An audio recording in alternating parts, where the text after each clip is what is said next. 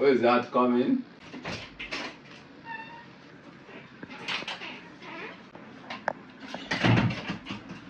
Good afternoon, sir. Good afternoon, sir.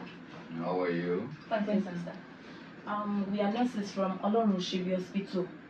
Àwọn doctors wa wọ́n ní ká kí ní pé iṣẹ́ tẹ́ ń ṣe community iṣẹ́ takuntakun lẹ ń ṣe wọ́n ní ká kí pé ẹ kú iṣẹ́ o wọ́n wá ní ká wá pé àwọn ní àwọn oore kan tó fẹ́ ṣe fún yín ní pé ká wá ṣàlàyé fún yín ní pé wọ́n fẹ́ invite yín wá sí dental hospital wa torí wọ́n ní pé nígbà táwọn máa rí yín lórí live pé eyín pé ó dúdú bá kọ́ pé kò set dáadáa so ọ̀fẹ́ ni wọ́n ní gbówó lọ́wọ́ yín torí èèyàn pàtàkì lẹ jẹ́ láwùjọ so wọ́n ní ká wá bá yín wípé kẹ́ wá sí dental clinic wa. Wọ́n lè bá yín tweet ẹ̀.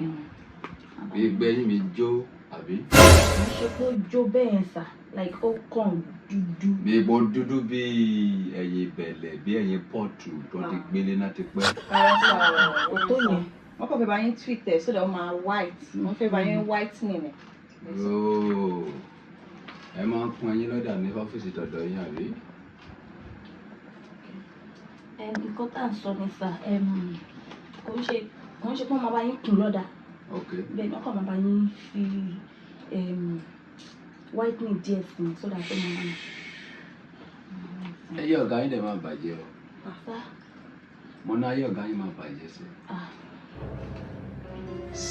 Ẹni sùúrù bẹ́ẹ̀ bá yín sọ̀rọ̀ kan. Àyà kó ẹ̀yin méjèèjì. Ẹ wá síwájú èmi ọba Solomoni ọba àgbáyé wípé ẹ̀yin mi jó. Gbé Holy Central Amanity. Kàkàkà lójú ogun lè rò ní ẹ̀yẹ sódò. Nǹkan tó ṣẹlẹ̀ ni wípé po.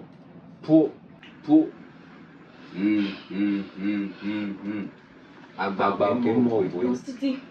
Àgbààgbà kì í mọ ìbò yìí. Ispa bam. Kára pa gbogbo dáyọ̀ ẹni sórí rẹ̀.